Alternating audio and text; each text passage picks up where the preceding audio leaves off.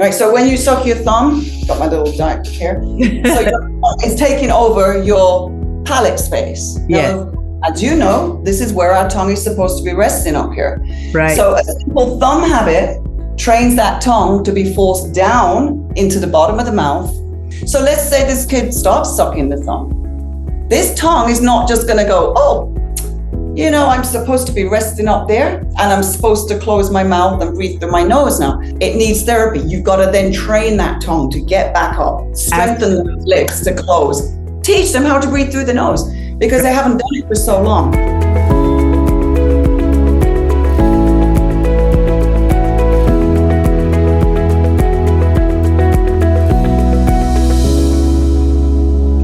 Welcome to another episode of The Irreplaceable Dental Assistant. And as usual, I have a fantastic treat for you today. My guest is Tracey McNair. Now, Tracey, how are you doing today?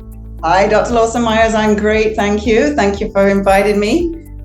Yes, you live in Jamaica, but you don't sound like the average Jamaicans. Tell us why. Okay, so I was born in England and I came to Jamaica in 1993 to work for Dr. Peter Glaze, who's a periodontist in Jamaica, and I'm still here.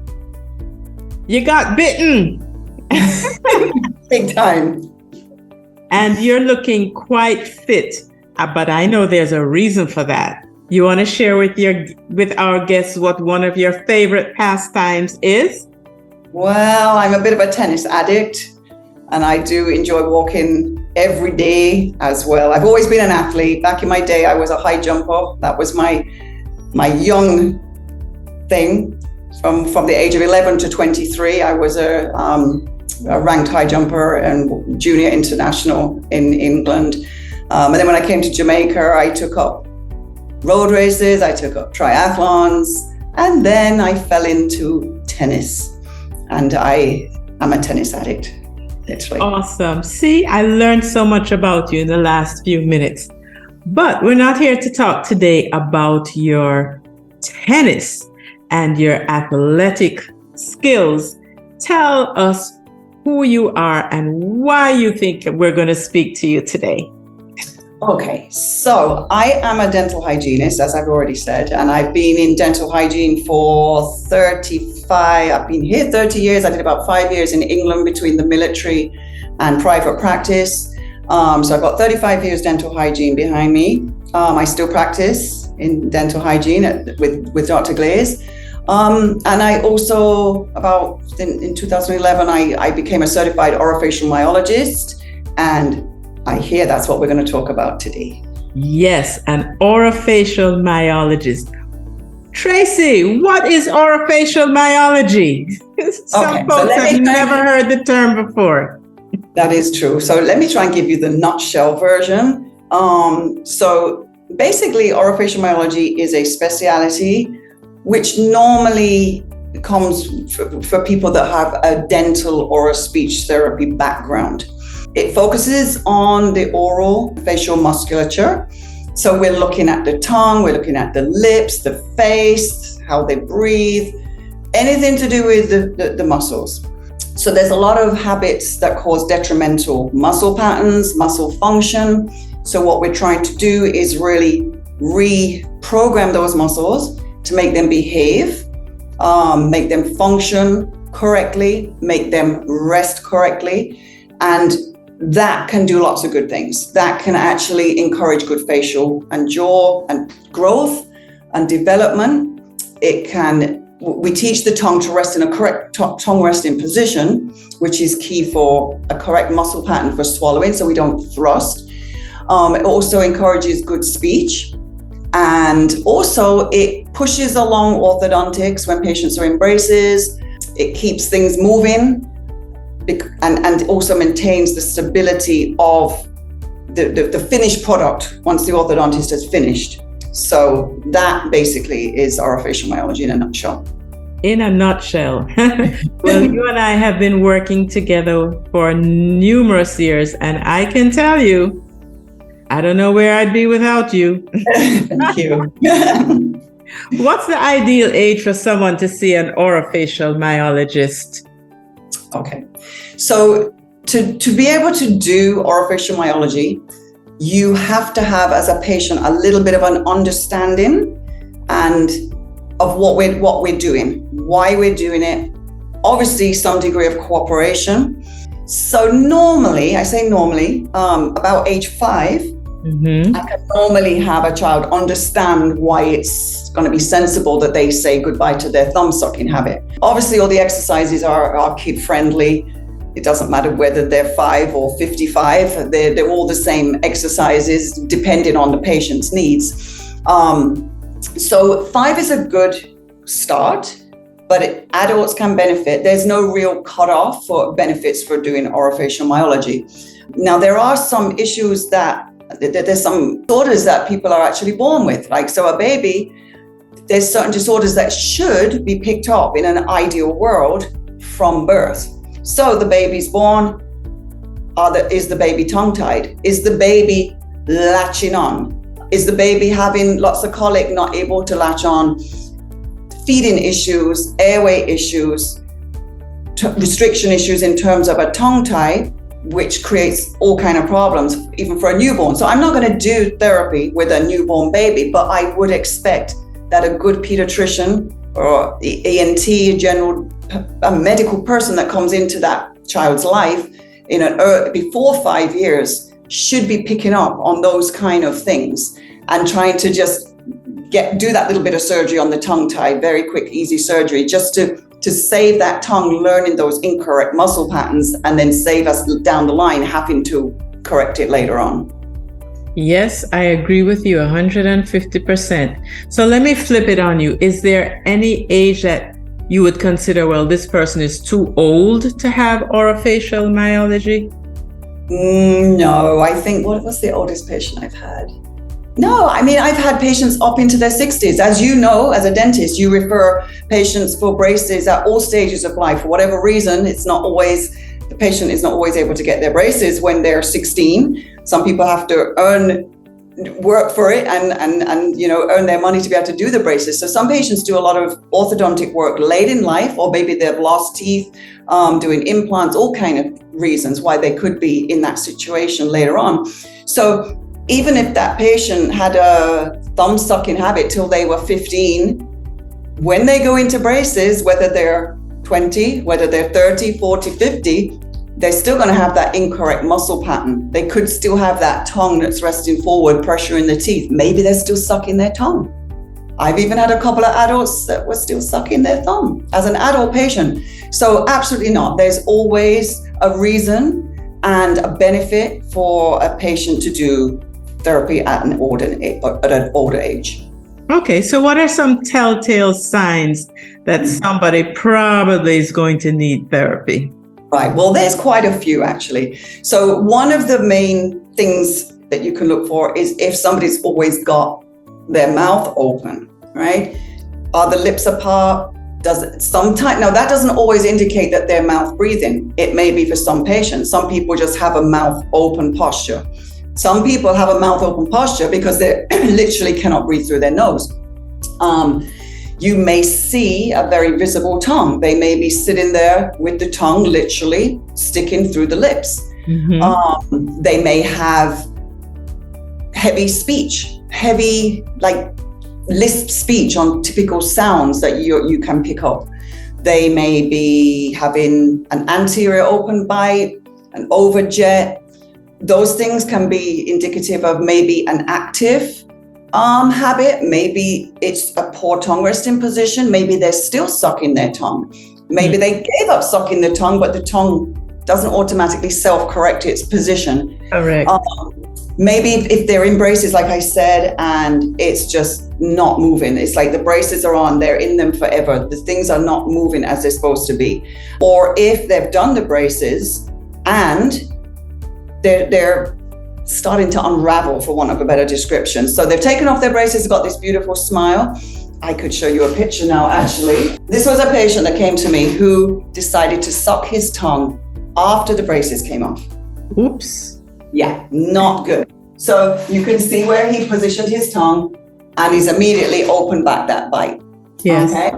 So talking about some of those other typical symptoms, I was talking about a tongue that's very visible.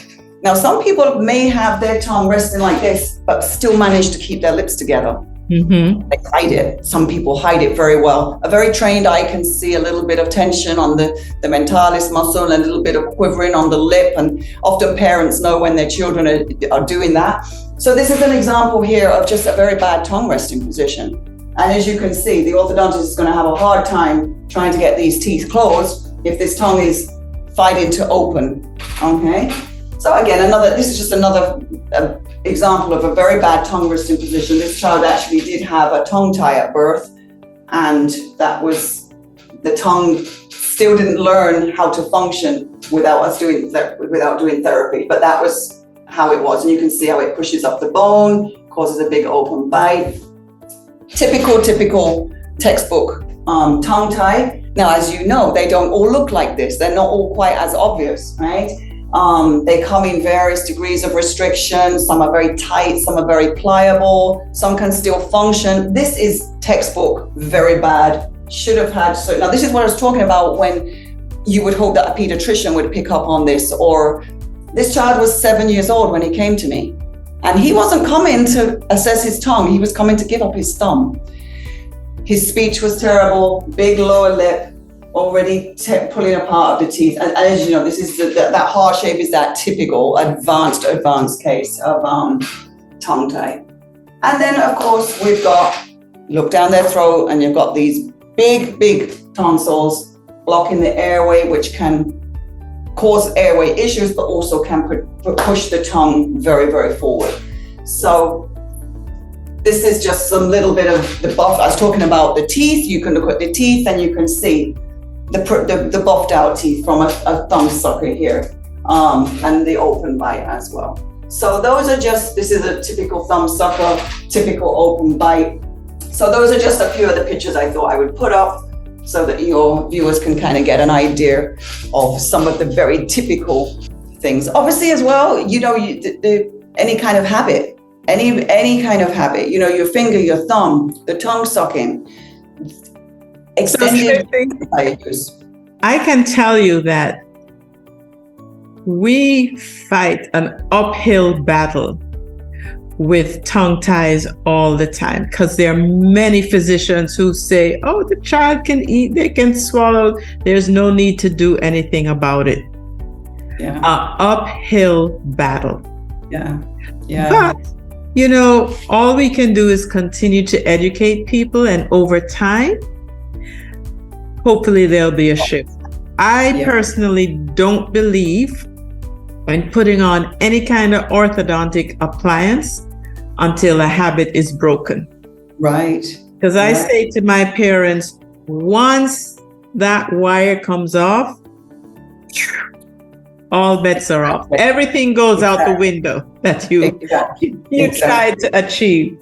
Yeah. And as it relates to airway issues, sometimes even after there's been a surgery to remove those enlarged tonsils, and so if the kids don't have therapy, they do not get that degree of function. No, because it's not like the muscle. So you stop sucking your thumb, right? So when you suck your thumb, got my little dart here. So it's taking over your palate space. Yes. Now, as you know, this is where our tongue is supposed to be resting up here. Right. So a simple thumb habit trains that tongue to be forced down into the bottom of the mouth, and then the thumb takes over the palate, causing all kind of, can be some narrowing of the palate up here and causing the open bite. So let's say this kid stops sucking the thumb. This tongue is not just going to go, oh, you know, I'm supposed to be resting up there and I'm supposed to close my mouth and breathe through my nose now. So it's the same thing with that have had maybe lots of asthma or lots of allergies, and it was very uncontrolled. You go to the ENT, you go to the allergist, you get everything fixed, but your body has learned so much to literally just cope and do whatever it needs to do to breathe, right? So imagine you can't breathe through your nose, right? You have no way of breathing with your mouth closed. So you open your mouth. When you open your mouth, you drop your tongue. So then you have your mouth open all the time and your tongue down low. Now you can't, when they're under those medical issues where they physically can't breathe, they can't do any better.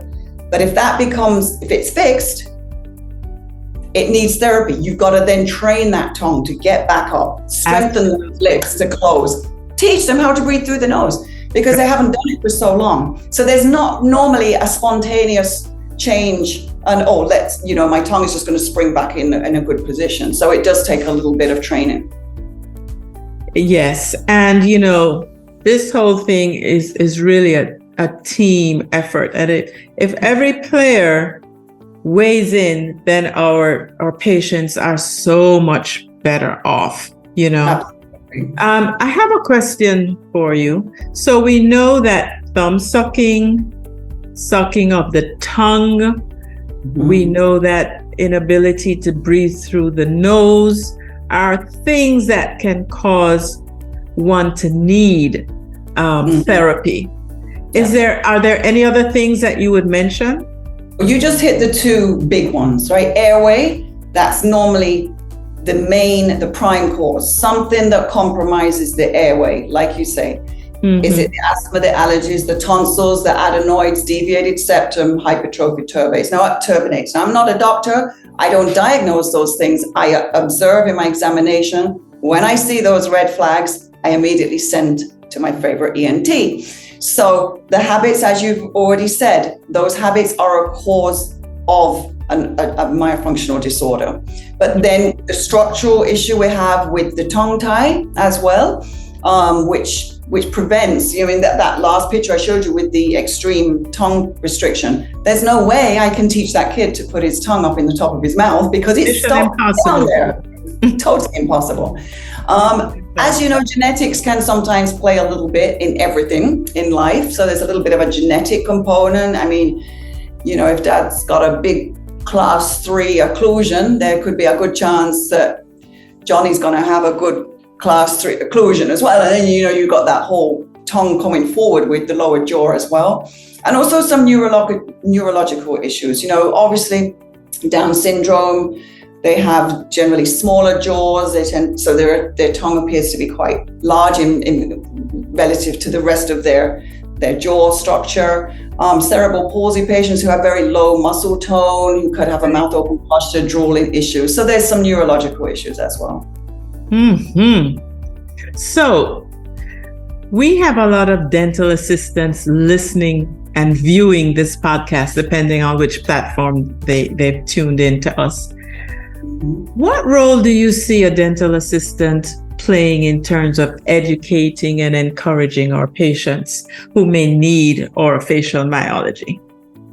Well, as you know, your dental assistant is probably that person that apart from the receptionist, that's the first person that's going to be going out to greet the patient in the waiting room. So already you've got the observation. I mean, I start looking at my patients when they get out of the car and when they're walking in the office. Are they, is their mouth open?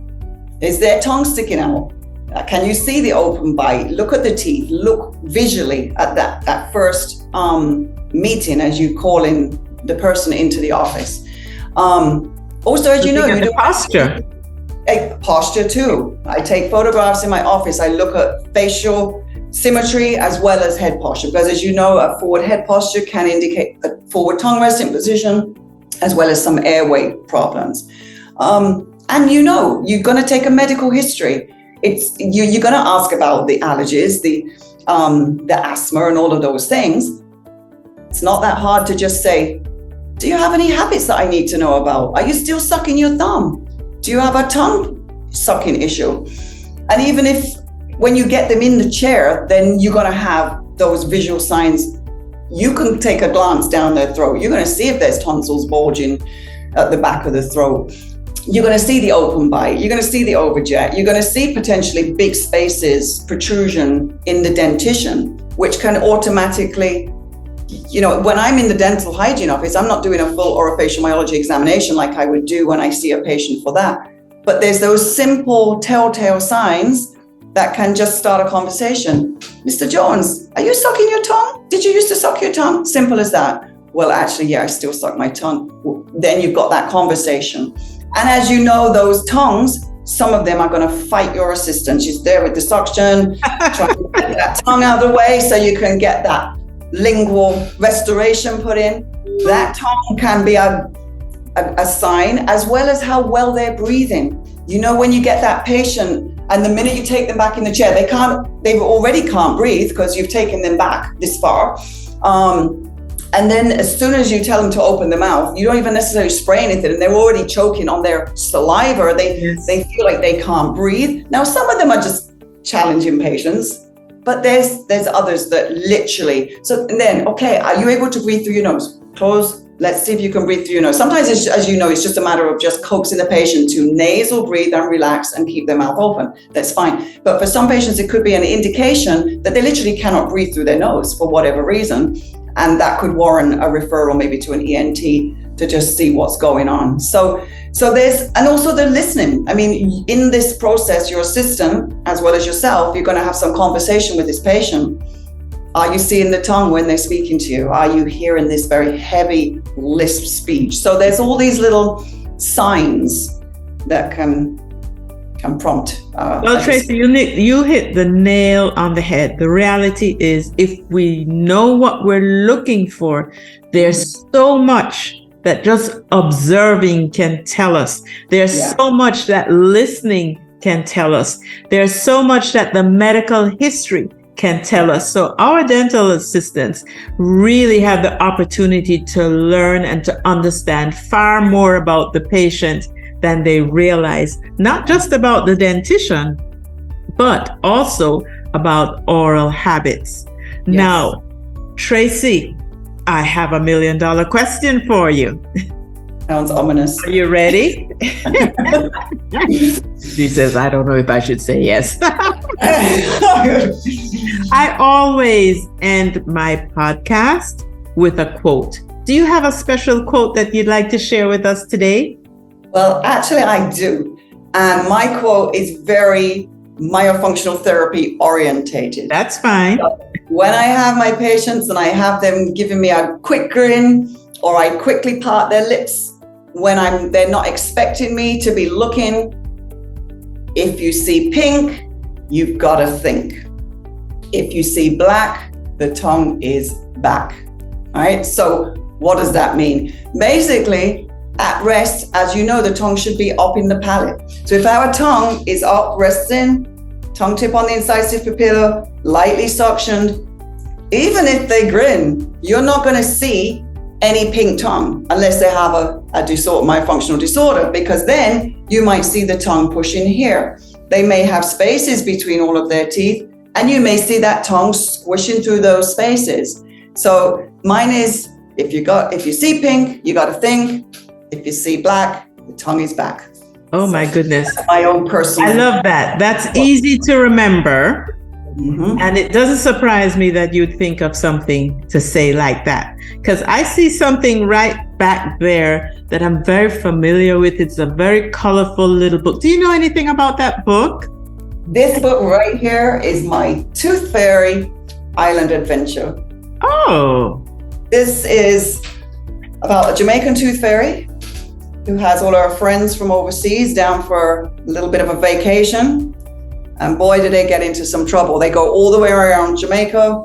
They go to Dunn's River. They go to all our key tourist attractions, and they have a lot of fun, let's say, but they get themselves into a lot of trouble as well. And of course, you know, I also have the Suck Finger Pick-Me. This book, this was my first book.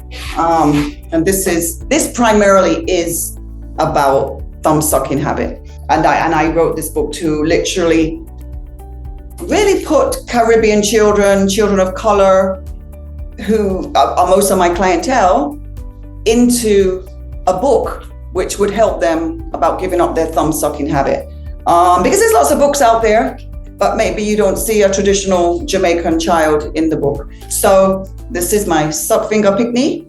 And that one is a little bit of a starter. It's very informative. It's got a lot of information in there for parents, but it's also that little introduction to maybe to a child that may be thinking about maybe trying to stop sucking. So where can I get my suck finger picnic? LMH Publishing is the publisher. So you can get directly from their location. Is it online anywhere? It is online. It's on their website, the LMH Publishing website. I do believe it's actually on Amazon as well. And I think local, what's the name of that store? My Jamaica normally keep them both in stock. Fontana, I was in there this week and I didn't see them. They may have been out of stock, but yeah, they're in a few of the local stores. But definitely, Amazon is always a good stop. Yes, yes, because everybody knows that. And we have folks listening from all over the world, not just Jamaica. So online is good. Amazon is good. Let me know the name of the publisher one more time. LMH Publishing. Okay, great. Tracey McNair, tennis star extraordinaire. Aspiring tennis star. Hygienist extraordinaire. Orofacial myologist extraordinaire. See, I'm twisting up my own tongue. Well, it is not easy to say. I say it all the time. I have no excuse. Orofacial myologist. Thank you so much for sharing with us today, because so many people have habits. So many people are totally unaware that there is a professional who can help them to break the habits.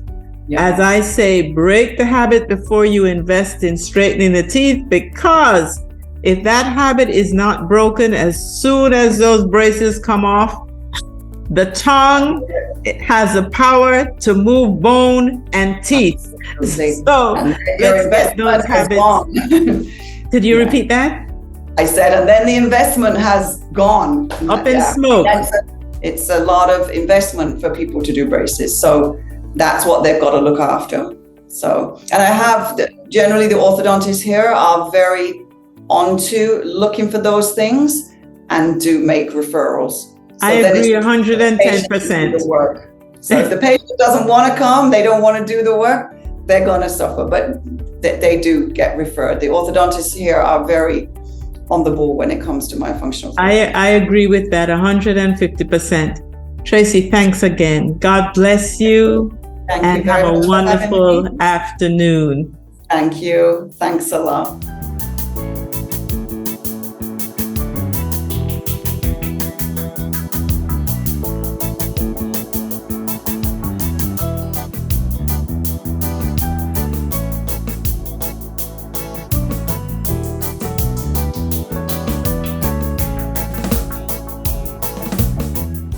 Well, we just had so much information downloaded on us by Tracey McNair, Orofacial Myologist, aka the Habit Breaker. Listen, there's so many reasons why we need to break a habit. Maybe there's a child or an adult who's been sucking a finger or a tongue. Maybe they are issues that have prevented our clients from breathing through the nose, allergic rhinitis, asthma, any number of things that have blocked that nasal passage. And to survive this, just had to breathe through the mouth. And we know that when they're breathing through the mouth, that tongue is not resting where it should be. And that, my friend, causes a change in the shape of the face. It causes a decrease in the amount of oxygen that the body gets. It causes a change in the posture. One little tongue can change your world. So, dental assistants, dental team, let's be on the lookout for these habits, and let us be deliberate about informing our patients, updating them, because we know everybody wants a great smile. But we know that if you don't break that tongue or thumb sucking habit as soon as those braces come off. The investment is shot. Remember what she said? If when they smile, you see pink, you have to think. If you see black, the tongue is back. And where do we want the tongue? Back in the roof of the mouth is where it should rest. So glad to see you all. So glad to connect with you all. And if you have not, please subscribe to our YouTube channel. You can also find us on Apple, Google, and Spotify platforms. Wherever you find us, we're glad to have you. There's some visuals that Tracey spoke about. Go to the YouTube and view it if you're on the other platforms without opportunity to see it. Listen, life is better when we live, laugh, and learn together.